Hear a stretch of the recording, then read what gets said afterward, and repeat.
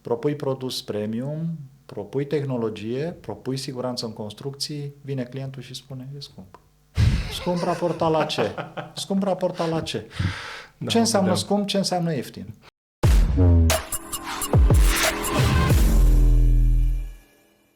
Salutare, salutare! Aproape 40% dintre voi, cei care ne urmăriți în mod frecvent pe canalul nostru, sunteți abonați.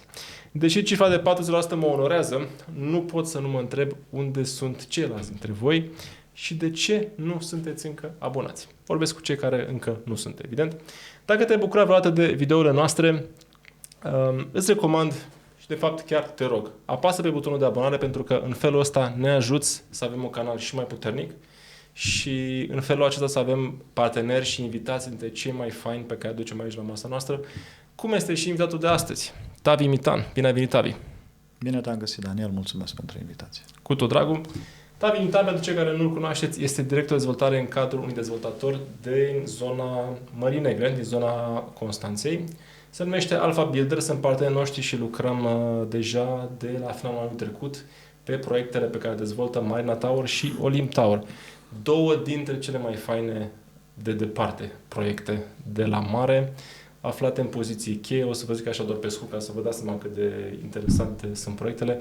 Marina Tower este în zona de nord a Mamaia, dar practic înainte de a intra în Năvodari, este în zona celebrelor cluburi și locații Fratelli, Loft, Nuba și așa mai departe. Iar Olymp Tower este în zona cea mai faină din noua stațiune care se dezvoltă foarte frumos la mare și anume Olymp. Vă recomand să veniți să le vedeți, colegii noștri vă așteaptă acolo. Dar nu despre a promova proiectele este vorba astăzi, ci despre a cunoaște omul din spate, pe Tavi, care astăzi e alături de noi și aș vrea să te întreb înainte de toate, Tavi, cum a pornit acest Alpha Builders? Cum a pornit dezvoltarea imobiliară? Ați venit direct? Ați simțit că v-ați născut să faceți asta sau cum ați ajuns în zona de dezvoltare imobiliară? Alpha Builders pornește în urmă cu 20 de ani sub forma unor firmulițe mai mici. Am început ca orice absolvent de construcții, facultate de construcții, cu proiecte mai mici, cu lucrări către terți. Am fost constructorii altora și în diverse etape de dezvoltare, atât a noastră cât și a companiei de la momentul respectiv, am evoluat așa cum am putut, atât antreprenorial cât și tehnic. Am avut lucrări destul de variate în zona civilă, am avut ceva parțial zonă comercială, nu neapărat industrială, mă refer la hale, spații, showroom-uri, diverse construcții specifice meseriei noastre. Iar în urmă cu 5-6 ani a fost totuși un declic pe care l-am avut eu împreună cu Cristi. De fapt, Cristi este cel care a generat boostul ăsta. Hai să facem ceva să rămână pe lumea asta ceva definitoriu, să lăsăm ceva după noi. Ăsta a fost momentul în care ne-am gândit să pornim la a construi aceste turnuri. În principal, Marina Tower, pentru că în Olymp terenul aveam de ceva vreme, dar nu eram hotărâți, nu știam exact cum să procedăm cu aceste turnuri, așa că istoria noastră de, 20 de ani, concretizată prin 30 de blocuri livrate, proiecte finalizate, vorbesc de regim de înălțime între P+2, P+4 până la P+10, zona Mamaia, zona Constanța și nu numai, ne-a dus către varianta asta, către soluția asta. Hai să construim un turn, să vedem dacă suntem în stare să facem așa ceva. Și tehnic, cum e să construiești pe malul mării turnuri de câte etaje avem pe Marina și Olymp? Sunt 15 etaje, regimul de înălțime nu reflectă în tocmai 15 etaje pentru că structura turnului Marina este ușor altfel. Este un subsol cu un parter înalt, astfel că numărul de etaje înseamnă ceva, iar înălțimea turnului înseamnă altceva. Este un pic mai înalt decât am măsura efectiv etajele. Greu. Fug de cuvântul provocare pentru că e ca și cum n-aș ști despre ce e vorba.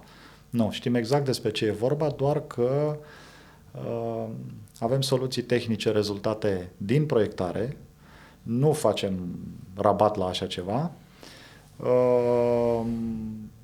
E de lucru cu apa. E de lucru cu nisipul. Pompați continuu apă, nu?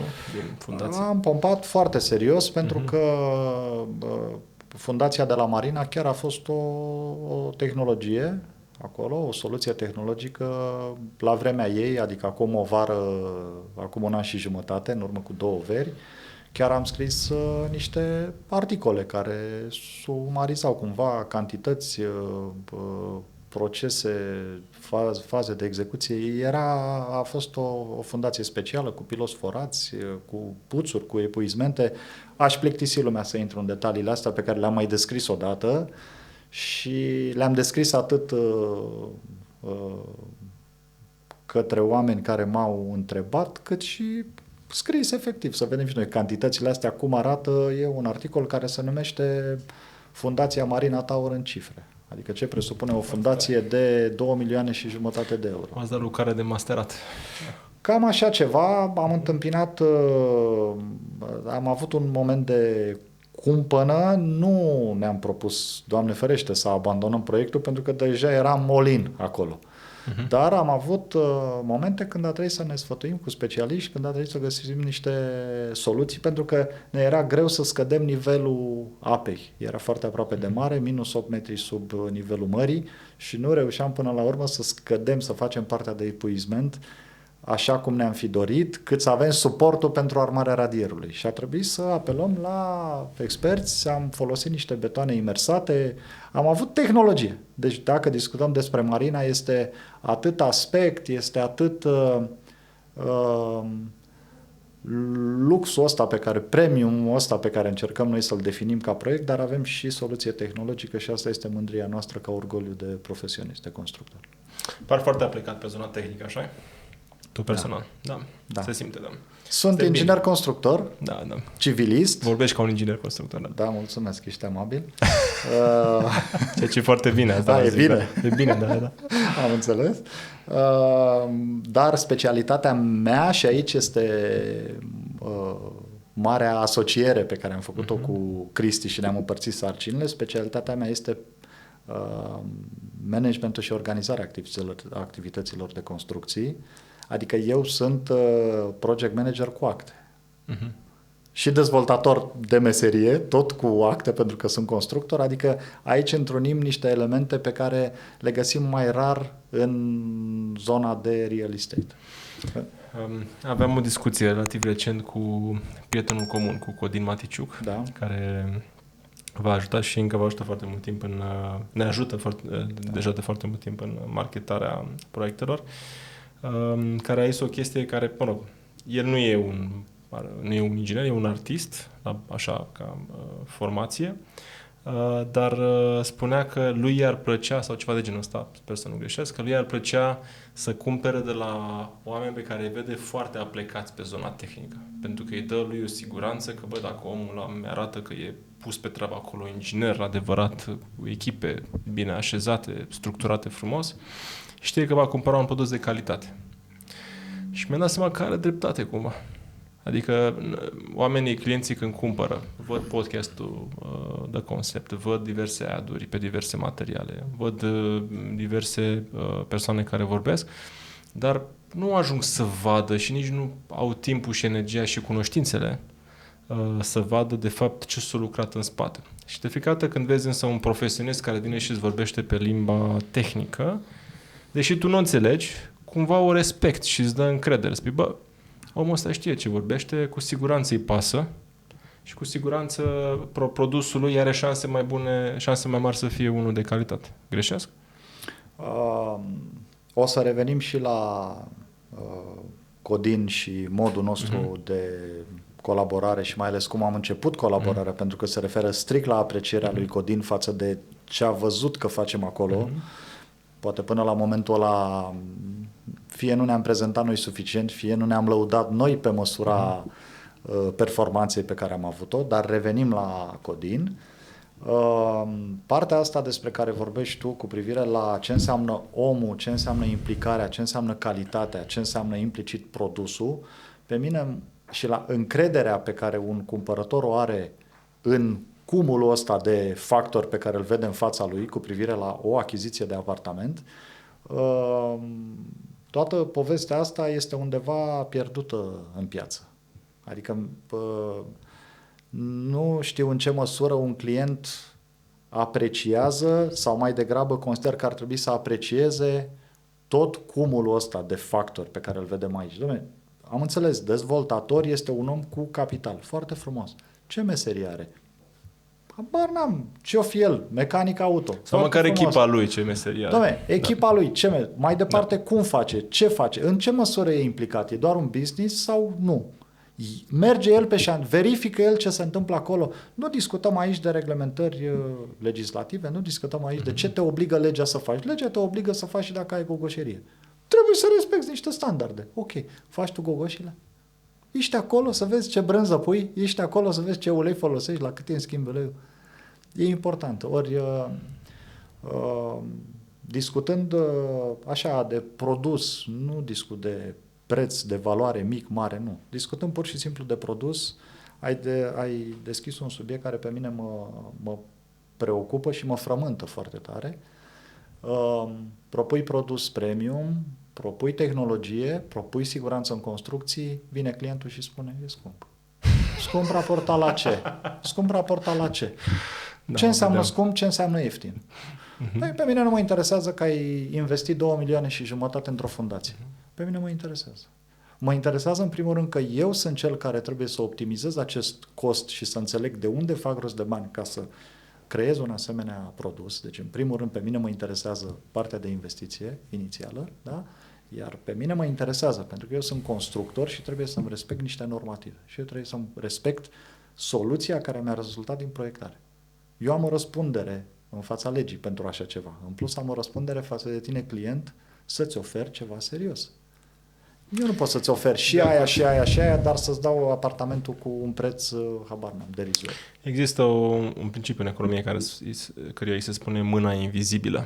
Atunci când ești într-o industrie care are profit la un anumit nivel, în mod natural sunt atrași mai mulți de acea industrie, încep să investească și competiția crește, automat scade marjele de profit, scăzându-le, de aici metafora, mâna invizibilă care ți-a din profituri, știi?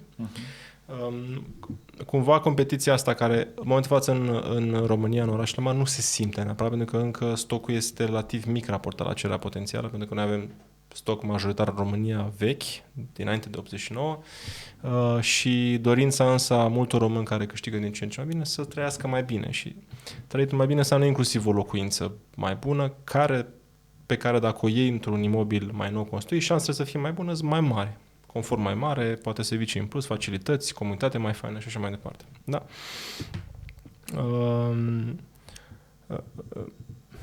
Mi-a plăcut ideea. Nu contează, putem vorbi și pe nu e niciun fel de problemă. Că se diminuează un pic din profit. Așa. Da, de mâna... Da. Plecând de la mâna invizibilă, totuși mă gândesc că am auzit deseori treaba asta. I-am băgat în fundație 2 milioane jumate. Da. Știi? Nu pot să-ți dau un preț mai mic. Totuși, clienții nu putem să-i condamnăm că vor un preț mai mic. Adică am putea să spunem, bă, îmi pare rău, nu ești potrivit pentru aici. Da. Care e un răspuns foarte corect. Eu acum vorbesc din sfera comercială, știi? Sau putem să ne gândim cum am putea, pe termen mediu și lung, poate să găsim o formulă de scalabilitate a construcțiilor care să permită un cost mai mic de construcție.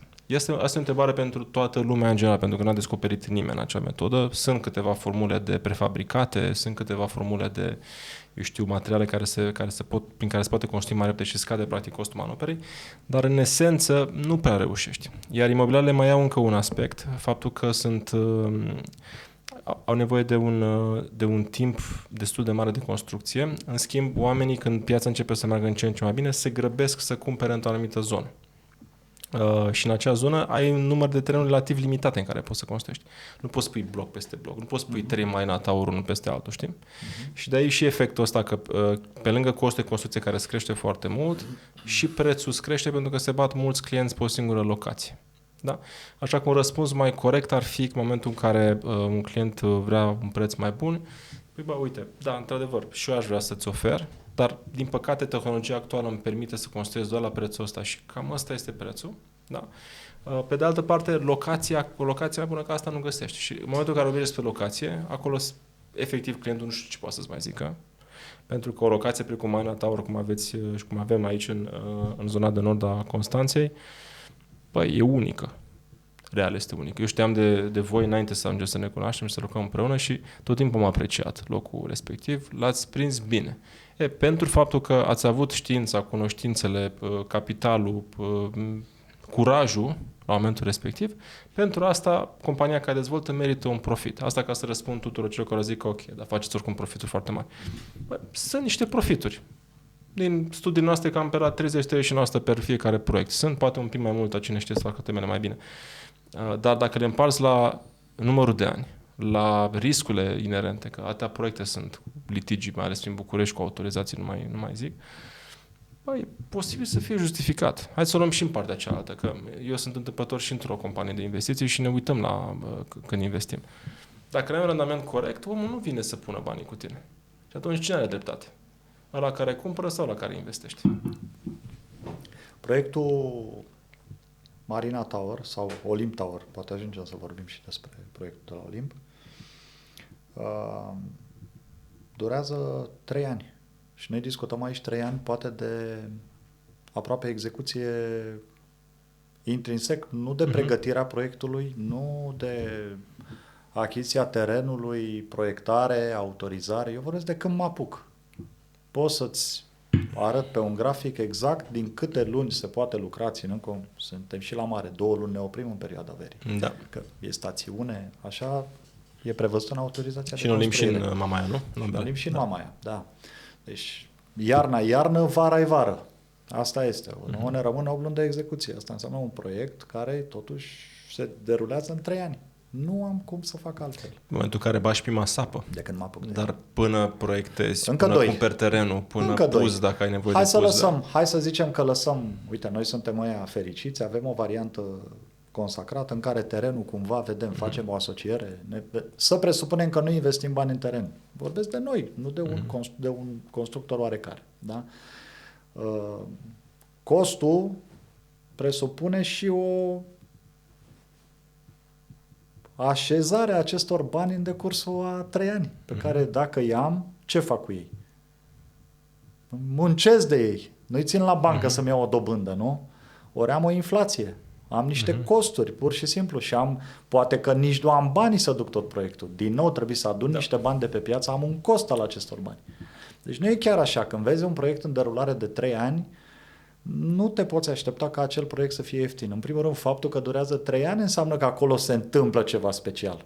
Pentru că pot să fac la fel de bine, avem dezvoltări imobiliare, case. Facem 20 pe an, 40 pe an, habar n-am, facem câte vrem noi. Ce mari stadii am acolo de Acolo e mai rapid, că poți să le produci, produci mai repede. Îmi fac treaba bine, îmi fac treaba corect, dar am proiecte foarte scurte. Acolo pot să spun, costul banilor e cel care e. Într-un an de zile îl închid așa, mai mult sau mai puțin, rămân cu partea de finisaj, îmi închid cumva analiticul, rezolv cumva și contabilitatea, ok, am scăpat de el. Dar aici vorbim de 3 ani. În 3 ani gândește-te numai inflație ce înseamnă. Da. Gândește-te costul banilor, gândește-te poate mă împrumut de bani ca să-l duc. Am niște costuri. Nu poți să vii într-un bloc ca Marina să spui da, parcă n-ai așa ceva și mă compar cu un P+3. Nu poți, este cu totul altceva. Nu discut, hai să lăsăm la o parte tehnologia. Tehnologia știi cât nu stă în picioare pentru cei care comentează până vine cu tremurul. Atât. Când vine cu tremurul, atunci zice, bă, nu puteai să faci și tu? Păi am făcut, dar n-ai vrut la mine. Ai vrut la ăla, vezi că a căzut.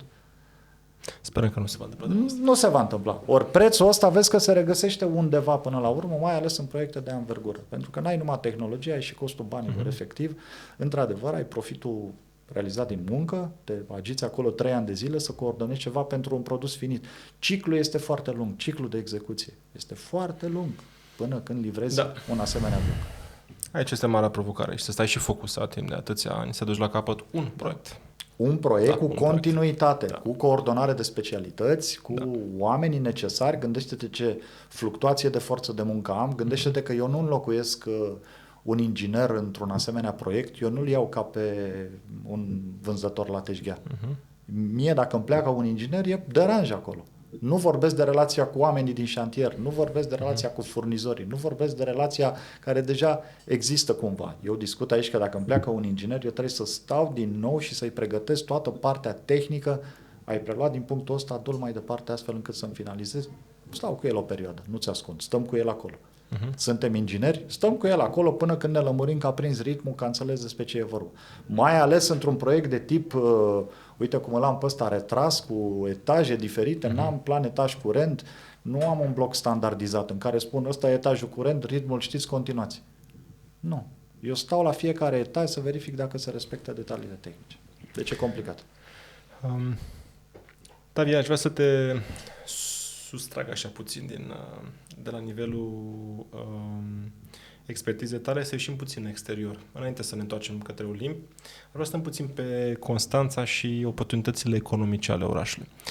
De când lucrez pe Constanța, când lucrăm pe Constanța, de concept de anul trecut din vară, am văzut și plusuri și minusuri, evident, ca în orice loc, dar ce am simțit cel mai mult este că este o ușoară dorință de a redeveni orașul acela sclipitor care a fost la un moment dat în istoria României.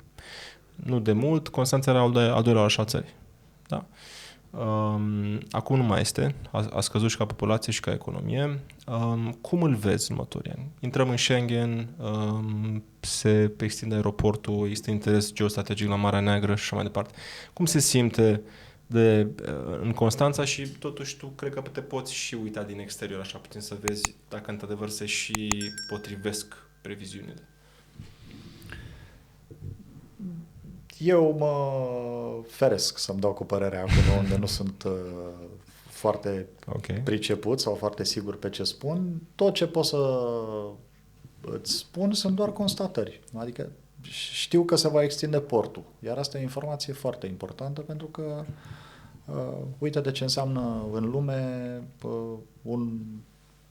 ce înseamnă porturile astea care generează venituri, care înseamnă mărfuri, care înseamnă costuri, taxe, impozite, angajați, salarii, înseamnă ceva. Ori dacă totuși aeroportul ăsta se extinde, dacă, uite, se finalizează Casino, poftim, pare iconic așa. Nu știu dacă el va fi în circuitul ăla de gambling până la urmă, dar dacă ar fi, uite, sunt o grămadă de clienți, avem clienți din Israel care caută așa ceva. Dom'le, vreau să iau acolo. Ai casino? Nu mă interesează. Deci există și asta. Auzim acum că domnul Dascălu cu Julius Mold vrea să facă acolo o explozie de...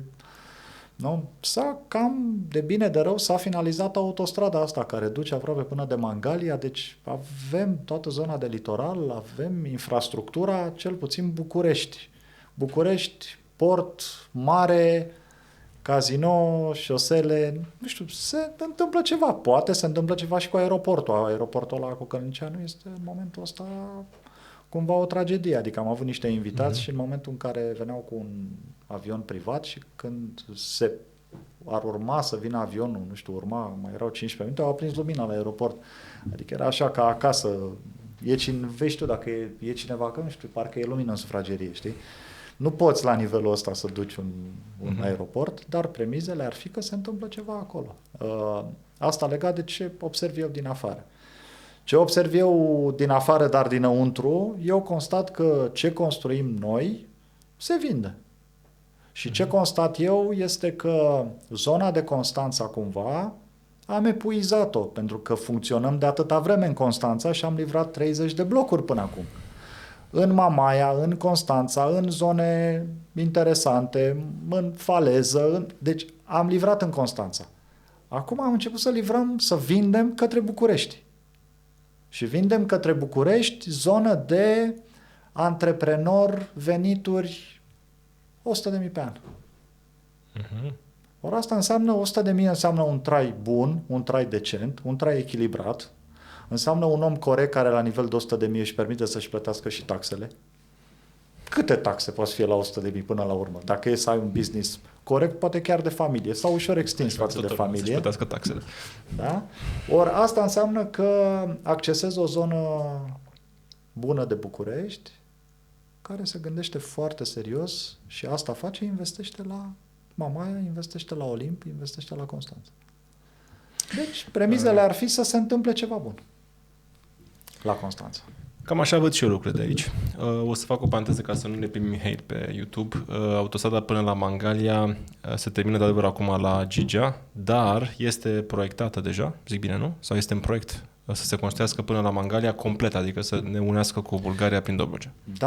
Dar avem și un drum rapid. Nu e autostradă rară, avem bucată rapidă. Deci nu avem e bucată autostradă, rapidă, dar este va fi și o autostradă expres, care va ocoli pe cealaltă parte a lacului Techirghiol până în sudul Mării Negre și știu că se avansa pe ea. Poate greșesc. Nu verificasem informația relativ de curând. Cam așa văd și eu. Am mai studiat diverse trenduri în ce informații vin către noi. Mă uit și în exterior. Total subscriu la ideea că un port mare are și un oraș prosper.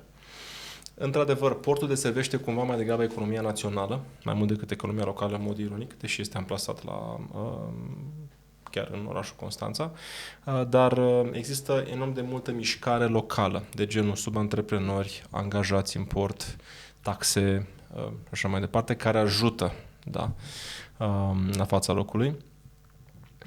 Eu aș mai totuși, pentru că n-ai menționat, aș pune multă enfază și pe faptul că România, din punct de vedere militar, devine extrem de importantă, iar Marea Neagră ne leagă de această zonă ușor fierbinte, să nu zic fierbinte neapărat, ușor fierbinte, care ne și responsabilizează să fim bine organizați acolo și știu din diverse surse, probabil și tu, de multiple proiecte în zona asta, care iarăși creează mișcare economică în zonă, creează potențial de renting pe proprietățile pe care tu le dezvolți sau dezvoltătorii mari le dezvoltă și așa mai departe.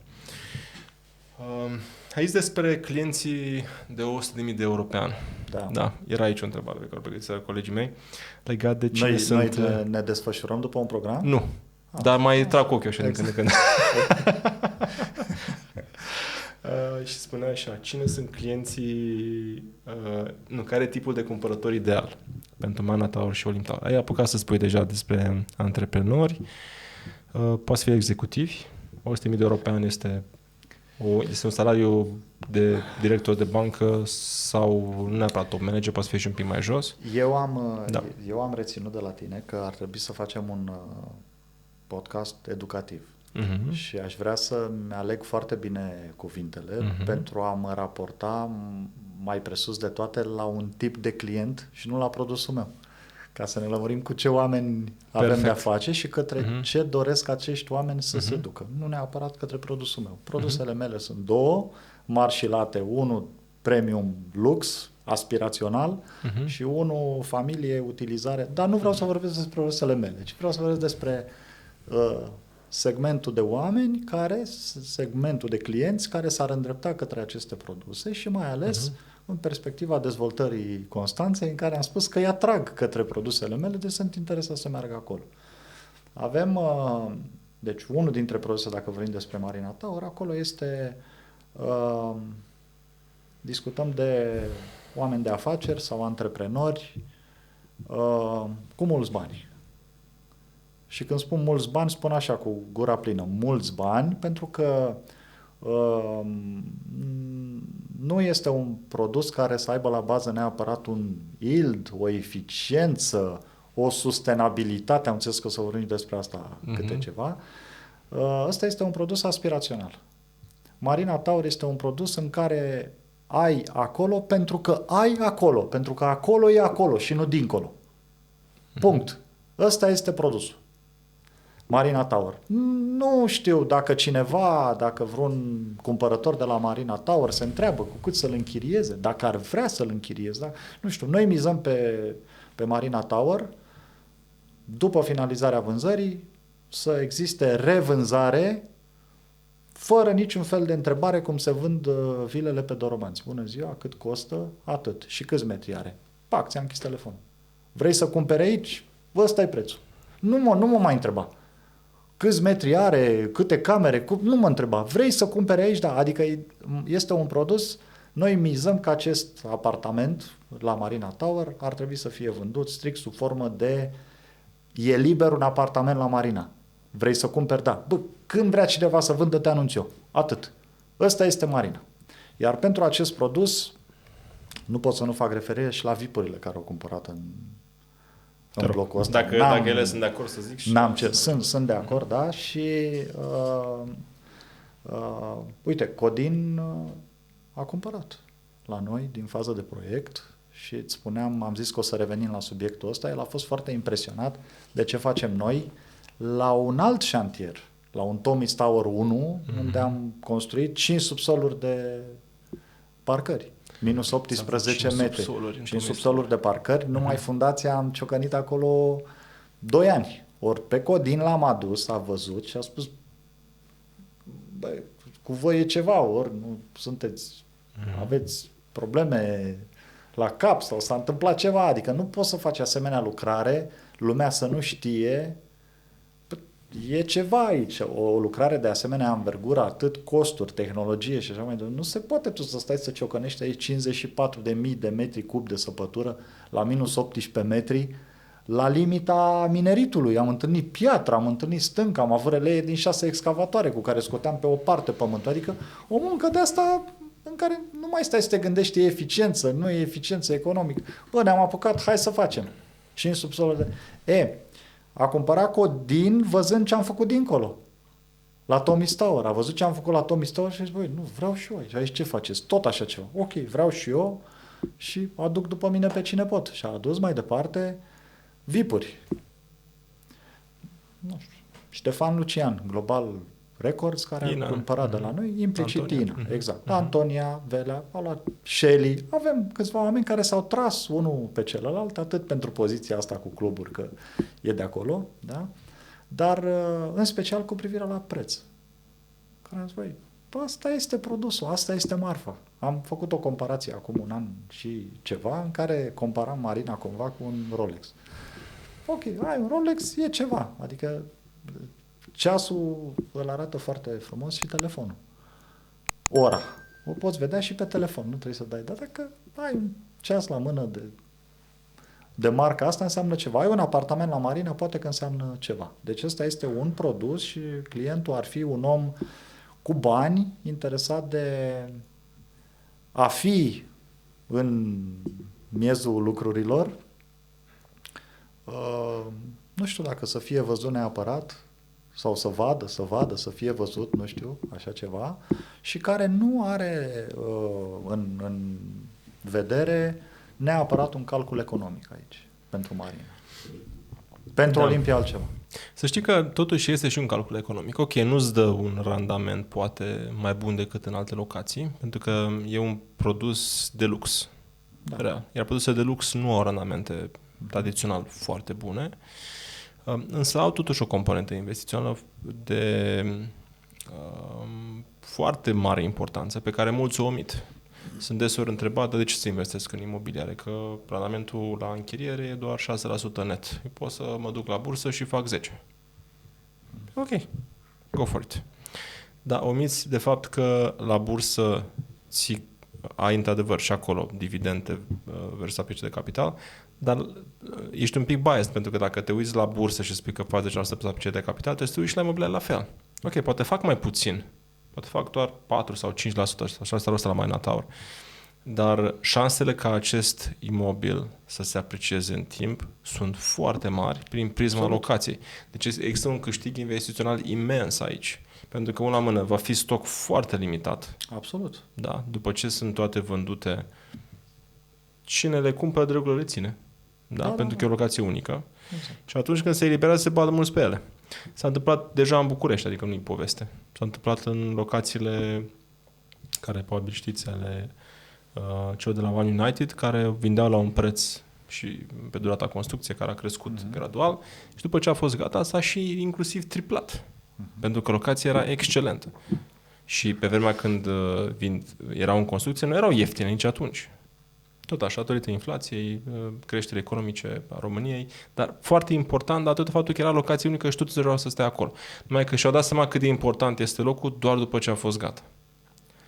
Cred că cam așa va fi și aici. Adică, ok, poate dai mai mult decât de la un apartament la mare în altă parte. Ba da, în momentul în care o să fie gata, câți oameni o să vrea și ei acolo? Legat de ce ai menționat-o mai devreme, deja acolo unde construiesc ei devin locații. Asta ne dorim și noi să facem. Încă o dată? Unde construiește One devine locație. Da. Dacă mâine One probabil se hotărăște să construiască în Ferentari, înseamnă că acolo s-au gândit ei ceva. că ar fi ceva și e un potențial și se întâmplă ceva și va deveni locație. Asta ne dorim și noi să facem aici. Da. Cred că are un nume, trebuie să se cheamă gentrificare. Da, în momentul în care te uiți pe planul de dezvoltare ale orașului și sunt convins că Andrei și cu Victor de la One fac lucrul ăsta, se uită, ok, bun, ce alte zone decât cele tradiționale în care deja avem potențial de dezvoltări se poate dezvolta orașul. Și te uiți după câțiva marcări. După, evident, infrastructura, metrou, așa mai departe, după zone de business existente sau potențiale, da? După căile de acces către exterior, da, în nordul merge bine pentru că chiar Andrei Diaconescu mi se pare că a spus într-un podcast, la nord de București e mai multă țară decât la sud. Adică șansa mai mare să ducă românii către nord decât către sud. E și muntele, e și ieșirea către așa, nord-vest, poți să ieși către vestul Europei. Și de asta. Știți că mai sunt și alții, dar în momentul în care gândești holistic harta unui oraș sau unei regiuni sau unei întregi țări, poți să dai seama repede, bă, e posibil ca Sibiu să crească ca oraș. Că e în mijlocul țării și deservit de 3 autostrăzi, 4 autostrăzi, adică cel puțin, 3 deja există. Da, e clar că va crește. Sau Clujul, deși au crescut până acum, e foarte bine amplasat în centrul Transilvaniei, cu acces rapid către vest. Face acum și autostrada care leagă cu Oradea. Deci Clujul are șanse în continuare să crească. Dacă te uiți după aia local la nivel de București, la fel îți dai seama, sau la nivel de Constanța, la fel îți dai seama. Bă, nu prea mai unde să mai dezvolți în Floreasca, cu s-o cam dus terenurile. Unde mergem acum? Hai mergem în Cotroceni. Nici Cotroceni nu mai poți. Hai să extindem. Unde? În Răzoare.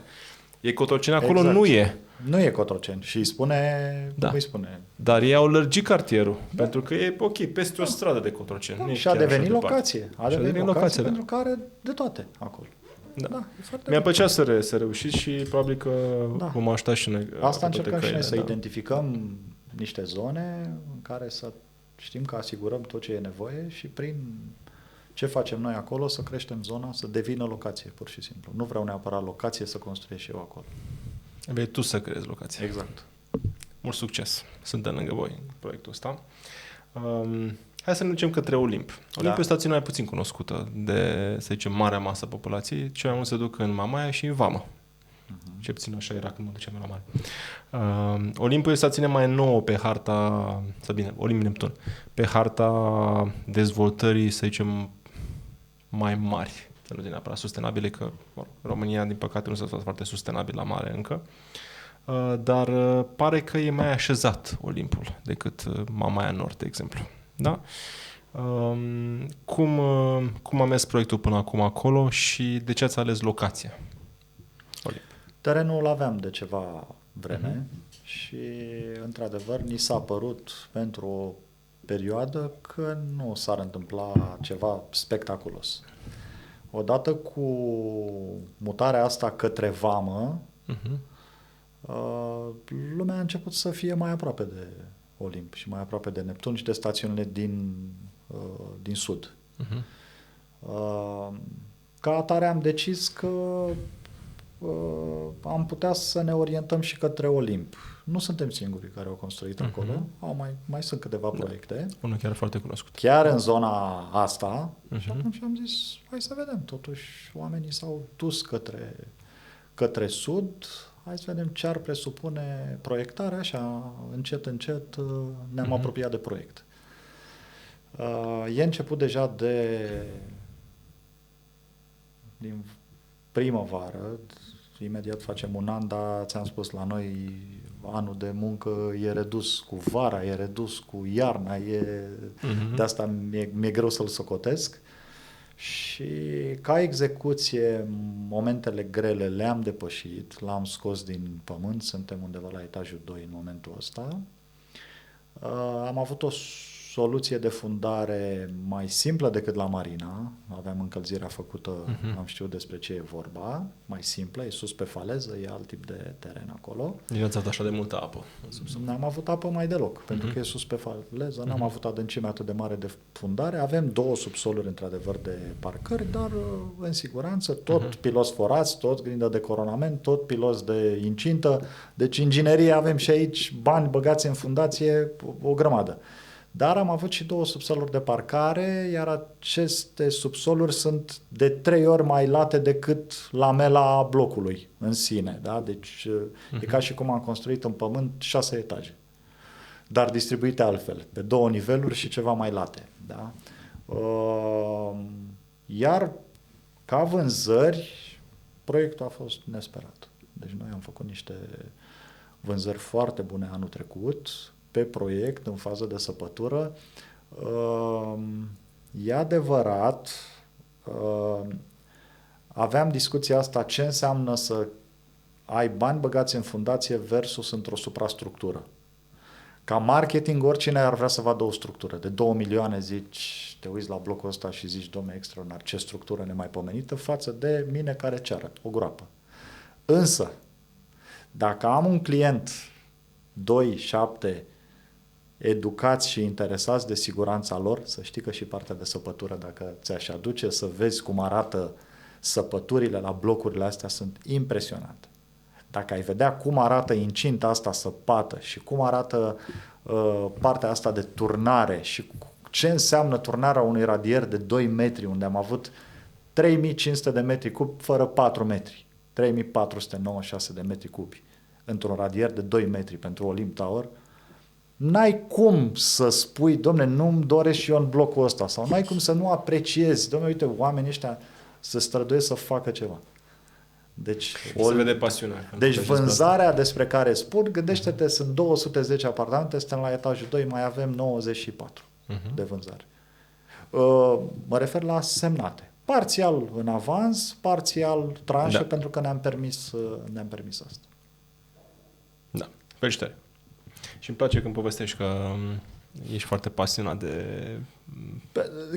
cum se construiește. Cred că ți-ar plăcea și ție sau chiar oricui. Sunt oameni care spun, anunță-mă la nu știu ce stadiu. Sau nu e așa, îi trimit o filmare, ce băi, extraordinar ce faceți acolo. Deci arată și bine, vezi ce se întâmplă acolo, cum crezi, să vezi o lucrare de anvergura asta, da, înțeleg și eu în ce bag bani. Și avem clienți foarte fericiți să ne plătească. O dăm în politici corporatiste, eu nu-mi sunt clienții. Nu-mi sunt clienții, în principiu se ocupă ei, văd că lucrăm, eu știu, eventual îi întreb, poți să-ți trimi factura? Îi trimi factura, plătește cu plăcere, pentru că vede ce execut. Nu ne jucăm niciunul, nici noi de a construcțiile, nici ei de a plată. Da? Zi-mi, te rog, pe partea de sustenabilitate, ce ați implementat în proiect? Avem pompe de căldură, avem ventilație, recuperare de căldură, avem fațadă ventilată. Povestește-mi puțin. Eu am observat interesul ăsta pentru ce înseamnă sustenabilitate ca și concept. Sunt constructor.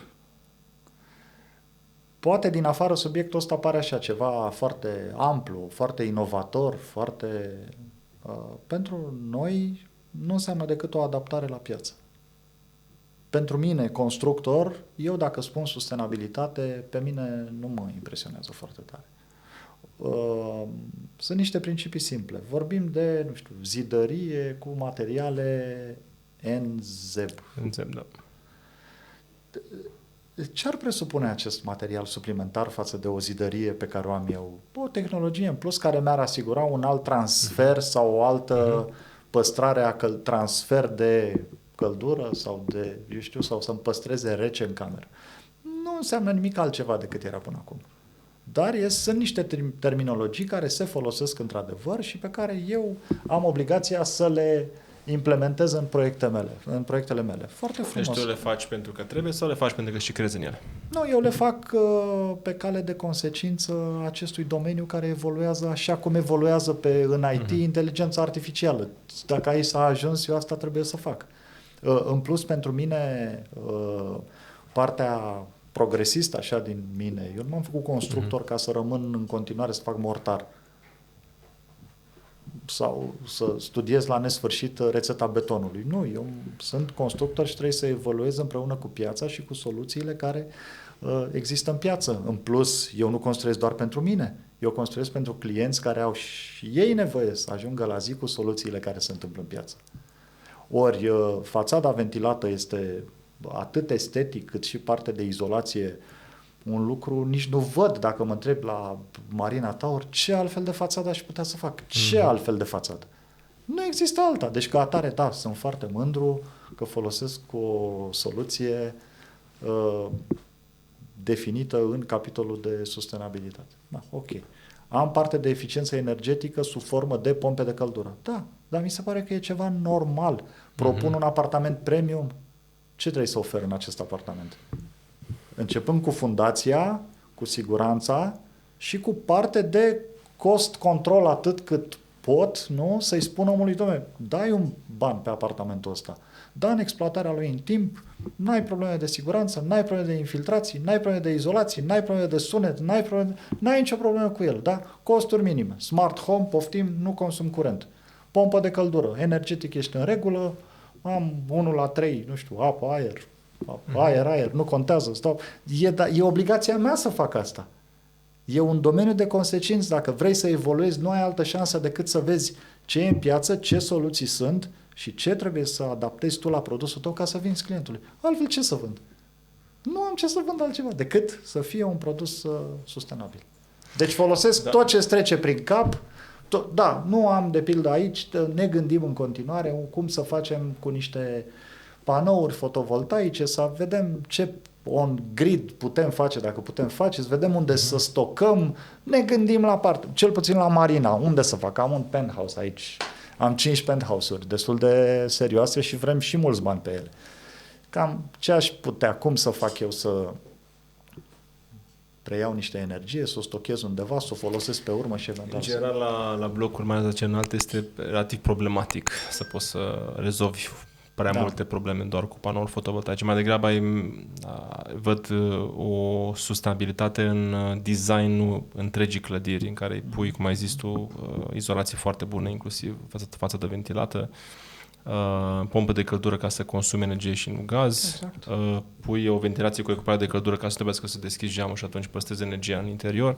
Diverse lucruri care sunt mai eficiente decât să pui panouri, care oricum cât poate să-ți producă pe o suprafață de bloc raportat la 15 etaje pe care le are clădirea, plus subsoluri în care poate ai și acolo nevoie de niște prize pentru încărcare electrică, pentru mașini electrice.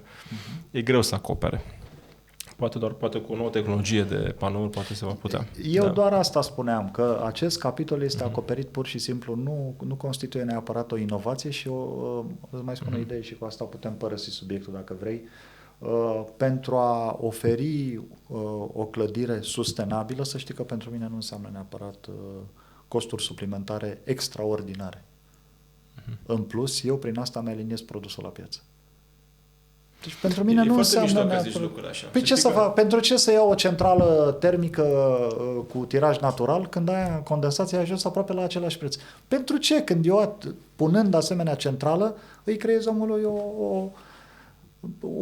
o economie la consumul de gaze, pur și simplu. Îmi recirculă noxele, mi-l mai ard odată. Încearcă să mai eficientizeze un pic din arderea aia. Sau la pompe de căldură. Pentru ce? Am înțeles. Cât e o pompă de căldură în plus față de o centrală? Triplu, dublu, dar în valoare absolută cât?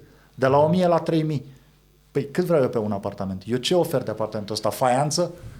Păi faianță are toată lumea, în orice tip de bloc, în orice tip de apartament. Eu trebuie să vin cu ceva. Cu ce? Cu lift inteligent, cu casă inteligentă, cu izolații de toate felurile, pe cât se poate, să-și păstreze omul rece în casă, să-și păstreze omul cald în casă pe timp de iarnă, că am un sezon acolo, sunt expus la mare. Este obligația mea, ca dezvoltator progresist, da? Să găsesc niște soluții adaptate la piață și mai ales pe aceste soluții să pot să cer un preț corect. Ai de toate. Ce ai? De toate. Ce vrei tu? Uite, ia formularul de la Daniel, vezi ce înseamnă sustenabil, vezi câte bifezi din el. Ia vezi, din 20 câte am bifat? 17. E sustenabil să trăiești. Îmi place. M-am amuzat un pic pentru că de ce mai multe ori în discuțiile cu dezvoltatori Părerile sunt foarte împărțite, adică cumva NZEB-ul și noile standarde i-a scos din zona de confort pe foarte mulți, știi? Și abordarea ta este complet diferită, adică eu ori nu mă așteptam. Pe principiu că, păi, asta trebuie să fac, adică nu există cam de ales. Asta trebuie să fac și mi se pare absolut corect și normal să o fac. Într-adevăr, ai și cu ce, pentru că profitul, sau mă rog, bugetul îți permite pentru că prețurile unităților sunt mai mari, dar abordarea cred că e de fapt cea care a dus către un produs la nivelul ăsta de calitate care este mai natal și anume, eu trebuie să dau cel mai bun produs, punct. Da, eu nu trebuie doar să mă înscriu într-un standard. E normal să dau cel mai bun produs posibil. Dacă am o variantă bună care e și cost-effective, da, bravo pentru asta, Tavi. Mulțumesc. Dacă aveți întrebări pentru Tavi, vă rog să lăsați în comentarii. Știu că printre voi sunt oameni care nu iubesc dezvoltatorii. Da. Noi mai întâi de toate suntem constructori. Suntem constructori înainte, da, exact. Și oameni care vor să lase lucruri bune în spate. Da. Hai să mergem un pic către viitor și pe mai am o întrebare faină pe care vreau să o adresez legat de ce mi-a făcut cu Codin, cu fundația. Dar să mergem către viitor. Cum vedeți voi piața imobiliară? Că aici ați multe discuții. De când a început războiul din Ucraina, a fost un pic lovită piața de la Constanța, mai ales din zona turistică. Da? Și știi cum e. Astăzi toată lumea laudă și un hype, hai să cumpărăm. Mâine, ce faci? Cauți acolo, îți blochezi bani și mai departe. Voi o vedeți cu bătaie lungă, adică faceți treaba asta de 20 de ani, nu de ieri. Da? Cu siguranță nu vă gândiți să plecați în 2 ani, vă gândiți la fel tot cu bătaie lungă. Care sunt perspectivele voastre? În ce direcție se îndreaptă piața, în opinia ta? Îmi cere o părere care va fi subiectivă. Eu sunt constructor. Deci tu vrei să meargă bine? Eu altă meserie nu am. Sau în momentul ăsta nu mă văd făcând altceva. Deci ca atare eu va trebui să construiesc. Că va trebui să-mi adaptez soluțiile la piață, la produs. Ok, o să vedem și asta, în ce măsură o vom face și sub ce formă. Poate o să fac case, eu știu, poate. Da, o să rezum partea de tehnologie care înseamnă costuri la ceva mai ieftin, ceva mai simplu, ceva mai... Dar de construit va trebui să construiesc, așa că de plecat n-am unde să plec. Și nu văd altundeva unde să construiesc decât aici. Mai departe, cu privire la ce se întâmplă în piață, nu știu să o spun, eu o văd într-adevăr ca pe un joc între intern și extern. Intern însemnând cadrul legislativ, avem acum o nebunie cu privire la ce am semnat pentru Olimp, cu 5% anul trecut TVA, avem acum plăți cu 9%, dacă nu închidem proiectul nici n-am cum să închid Olimp anul ăsta, îl închid la anul ăsta am 19%, deci suntem într-o situație, gândește-te cam cum arată un contract, cum arată plățile într-un contract în care am în 3 ani 3 TVA-uri. Este hilar, nici nu... Dar asta este, trebuie să te adaptezi, deci nu știu ce va însemna previzibilitate legislativă. Mi-am notat aici o idee foarte simplă apropo de ce înseamnă cadrul ăsta legislativ care mie îmi creează niște premize de dezvoltare sau de frână pentru următorii ani, nu? Dacă de asta mă întrebi. Eu făcând parte din piața asta la modul sunt și constructor și dezvoltator, da? Se elaborează acum, este trimis la Senat, 460 de pagini, nu știu dacă ai idee despre asta, CATUC, Codul Amenajării Teritoriului, Urbanismului și Construcțiilor. Sau mai simplu, Codul Urbanismului. Nu zi așa mai simplu, că de 2 zile mă chinui să țin minte toată terminologia asta, am scris-o și pe foaie, să nu o ratez, adică e complicată atât... Urmează să vină aici în platou la noi, în studio, peste 2 săptămâni, Bogdan Suditu, care e președintele Comisiei de Urbanism de la Primăria București, vorbim fix pe subiectul ăsta.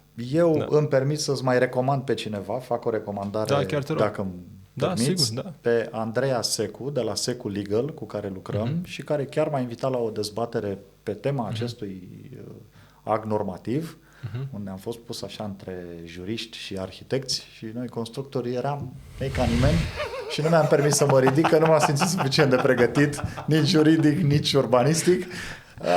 Dar pe noi nu ne întreba nimeni, se certau pe proiecte și noi eram ăia și cu munca și cu banii, dar ei aveau de dezbătut. Ok. Știi cum e asta, cât de bun ești, depinde la ce masă te pui, știi? Exact. Deci dacă ai nevoie de păreri pe tema asta, noi de asemenea lucrăm. Chiar te rog să dai contactul după. Da. Deci, cadrul legislativ rămâne de văzut unde ne aflăm și urbanistic și fiscal. E foarte important ce predictibilitate vom avea. Cadrul intern e cum e. Cadrul extern este ce o să mai avem. Am avut pandemie, am avut război, am avut cutremur în Turcia, am avut ce să mai fie. Adică suntem în faza în care decizia de cumpărare a unui imobil, apartament, ce-o fi el, și asta știi și tu că ai divizia ta de care se ocupă așa ceva, nu mai e instant, nu mai e ca înainte. Muncești de 5 ori mai mult să faci o vânzare. Așa e. Da. Muncești. Cum să facem? Se duce acasă, vorbește una cu el, se duce acasă, ghici cu cine se întâlnește acasă? Cu soacra, că de-aia vrea să-și cumpere apartament, să scape de ea. Se întâlnește cu soacra și ce îi spune soacra? Mai stai, mamă, un pic, mai gândește-te. S-a răzgândit. L-am pierdut. Și tot așa. Adică vânzarea e tot mai delicată, produsul e tot mai greu de identificat, pentru că în permanență auzi, domne, e scump, dar ce mai e ieftin? Ce mai e ieftin, astfel încât produsul meu să ajungă ieftin? Totul e scump, deci produsul meu cum vrei să fie? Tocmai produsul meu, care nu sunt cel mai prost constructor, nu sunt cel mai prost dezvoltator, nu sunt... Tocmai al meu să fie cel mai ieftin? Al meu trebuie să fie bun, că sunt bun, nu? Și atunci, nu știu să-ți dau statistici, ți-am spus, nu mă bag în a specula ce înseamnă piața asta în următorii 5 ani, dar trebuie să vedem cum evoluează atât cadrul legislativ, piață, prețuri, mă refer la materiale de construcție, mă refer la salariu minim, mă refer la o grămadă. Discutăm de salarii, de impozite, de ce? Și de productivitate când discutăm.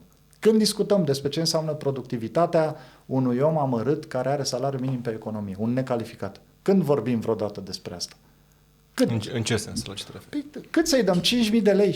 7.000 de lei? Hai să-i dăm. Atâta merită omul ăsta ca să-și asigure coșul zilnic. Că trebuie să mănânce. Foarte frumos. Și ce produce?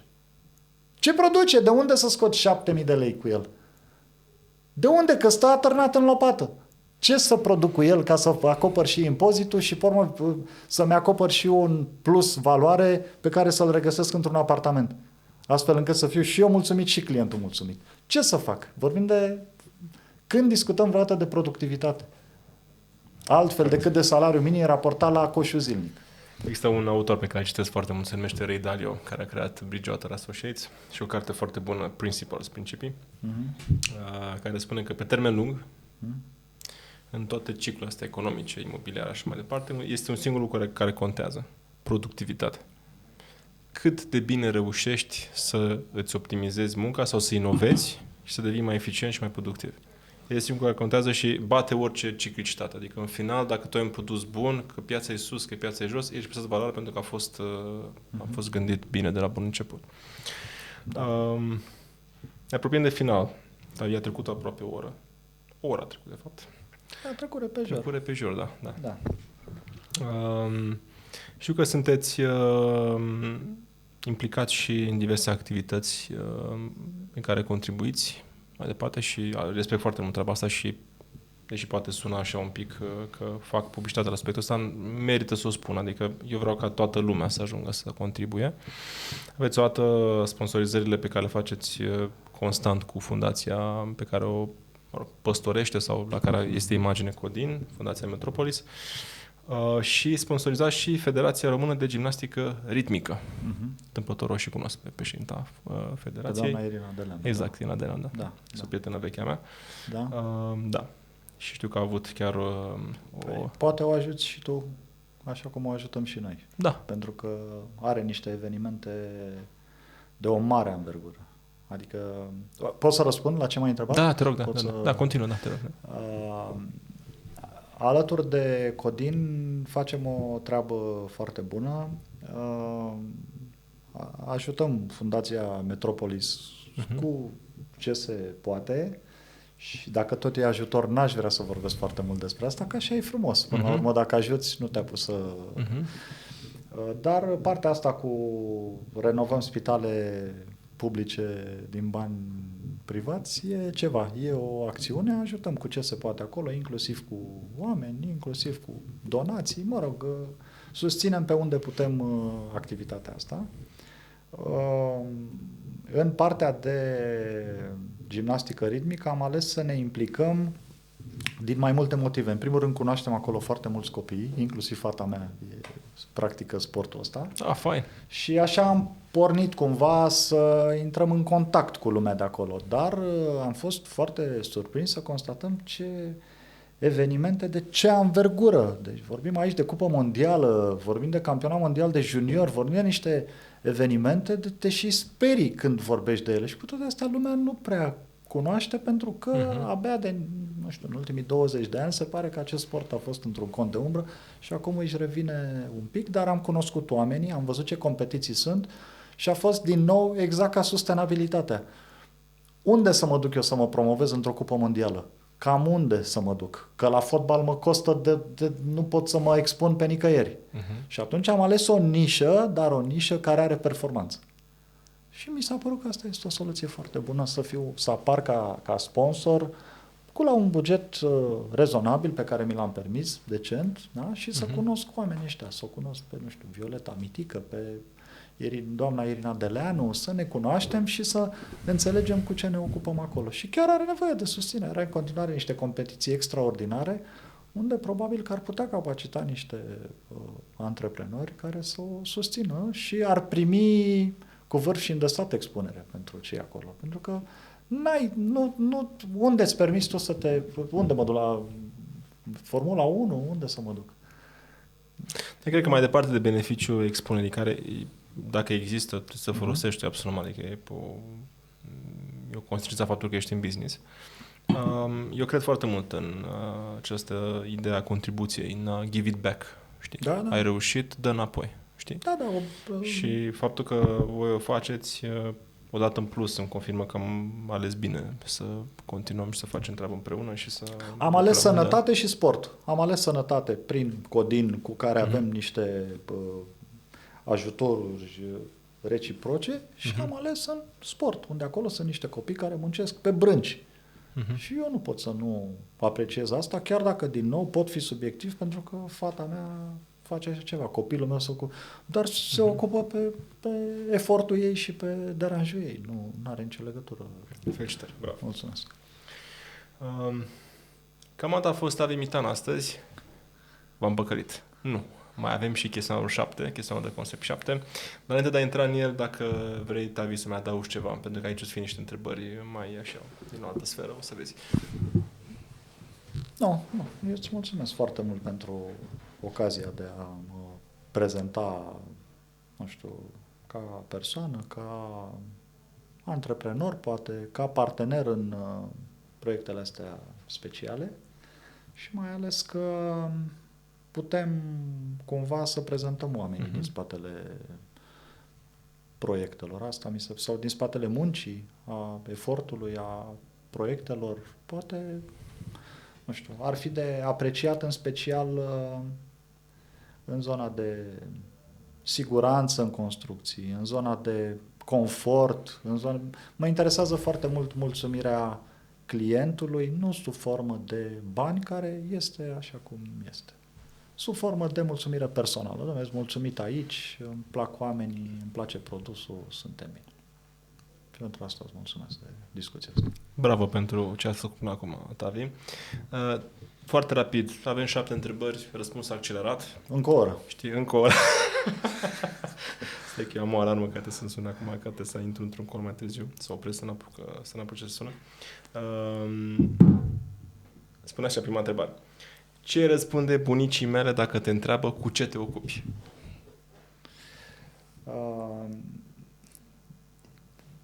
E mai simplu la mine pentru că e un domeniu foarte clar, foarte palpabil, dar i-aș răspunde că aș putea să-i construiesc o casă așa cum și-o dorește, sigură,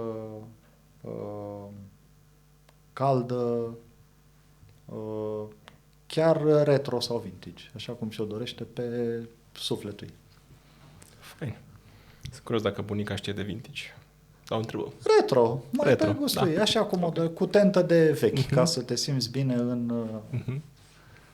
în ambientul ăsta, să nu te mut de acolo, să rămâi acolo, dar să ai tot confortul.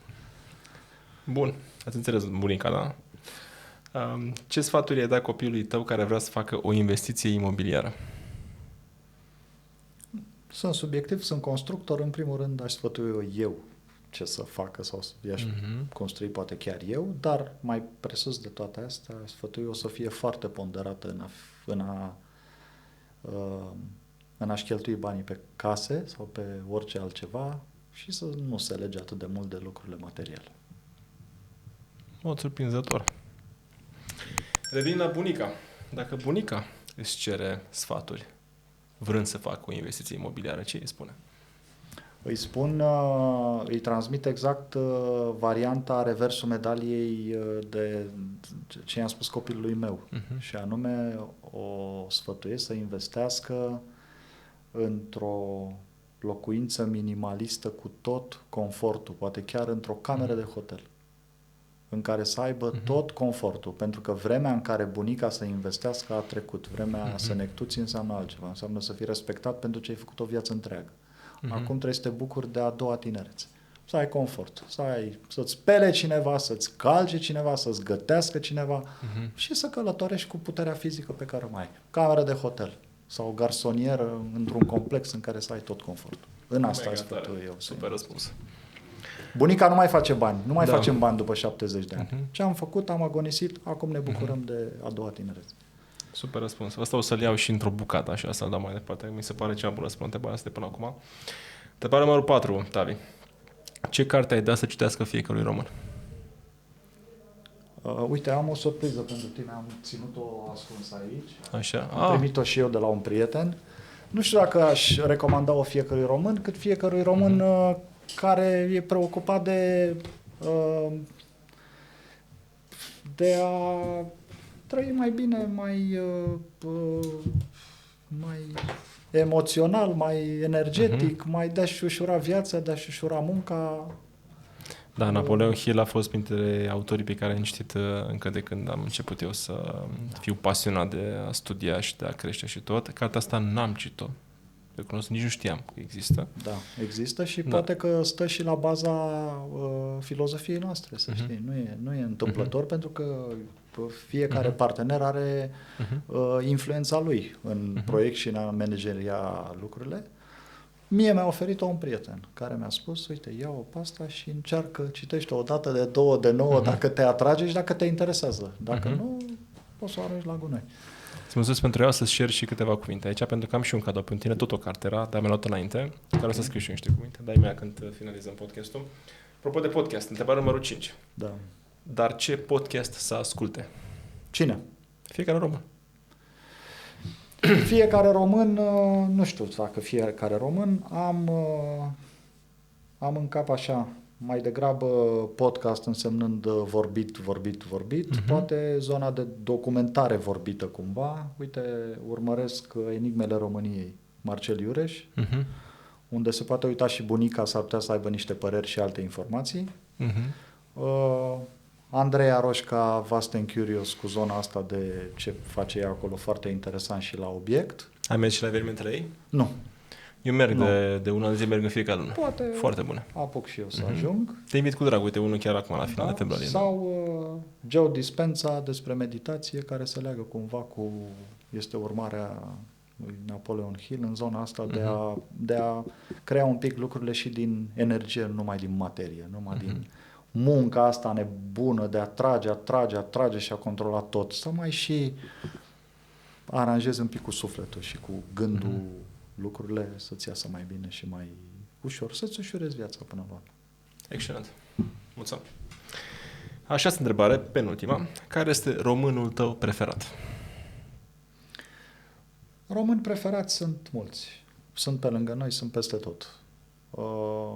Mi-am schimbat un pic părerea, am avut ocazia să particip la o întâlnire cu designeri români și acolo a fost invitat domnul Pavel Șușară, care este directorul Muzeului de Artă Contemporană, am înțeles, din București, și a ținut o prelegere despre Brâncuș, este specializat în Brâncuș.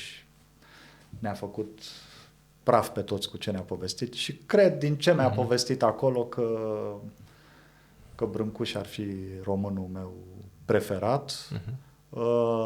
Eu am făcut o similitudine și între artă și inginerie, pentru că omul ăsta în 10 ani, mă refer la Brâncuș, a trecut de la sărutul, care însemna o bază newtoniană masiv greu, la partea de energie, care înseamnă măiastra.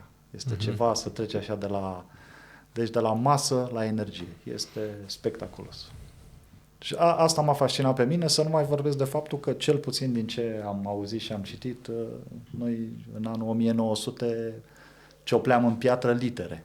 Iar omul ăsta ne-a repus pe harta universală a culturii. Adică noi eram întârziați cu 400 de ani, cu 50, eram în peșteră. Omul ăsta a venit și ne-a așezat exact în frunte. Deci, Sunt curios care a fost impresia lui Carol I când a venit prima oară în România. Tot timpul m-am întrebat, că am citit cărți pe subiectul ăsta, spunea că am mult de construit, străzi, drumuri, multă muncă. Da. Și a stat să le facă. Cel mai longeviv conducător din istoria României. Da. A avut o viziune. Știi, când ai un vis care te ghidează, în mod natural, corpul se pune la treabă. Adică te ține. Te ține să duci la capăt. Și când a simțit că o dus la capăt, probabil că acolo a putut să meargă mai departe liniștit. Întrebarea numărul 7. Tavi, și ultima. Europa, America sau Asia? Sau mă rog, mai sunt și alte continente, dar astea sunt principale. Modalitatea de a face afaceri din America, suprapus peste educația europeană cu resursa din Asia. Resursa atât de material cât și umană. Resursa umană luată de acolo. Există și un invers. Există și spiritualitatea din Asia, cu educația de aici și cu... Deci poate că Asia găsește multe. Dar business, America, produs, Europa și resursă Asia. Asta este. Excelent. Cu răspunsul ăsta cred că e un moment foarte bun să ne facem curaj să închidem podcastul de astăzi. A fost Tavi Mitan cu noi, Alpha Builders, Mana Tower și Olim Tower. Găsiți aceste proiecte pe theconcept.ro sau pe site-urile Alpha Builders, Mana Tower, Olim Tower, unde, dacă sunați, veți da de colegii noștri de la sales, care sunt foarte pregătiți să vă asiste în proces. Dacă simțiți că vi se potrivesc produsele Alpha Builders, nu ezitați să descoperiți și veți vedea după aia, descoperindu-le, că nu faceți o greșeală. Tavi, un cuvânt de încheiere? Îți mulțumesc că ne-am întâlnit, a fost o plăcere și poate ne revedem să vedem cât de adevărate au fost previziunile mele, ale tale, și să vedem ce o să facem pe mai departe.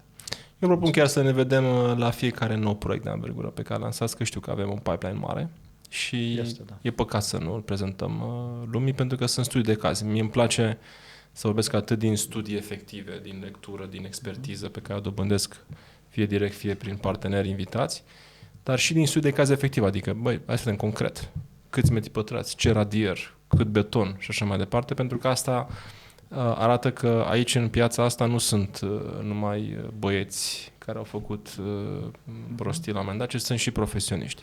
De fapt, încep să cred tot mai mult că sunt ce în ce mai mulți profesioniști, pentru că am ocazia, norocul, să îi am ca partener pe mulți dintre ei sau să îi cunosc pe mulți dintre ei și să văd că piața crește într-o manieră frumoasă.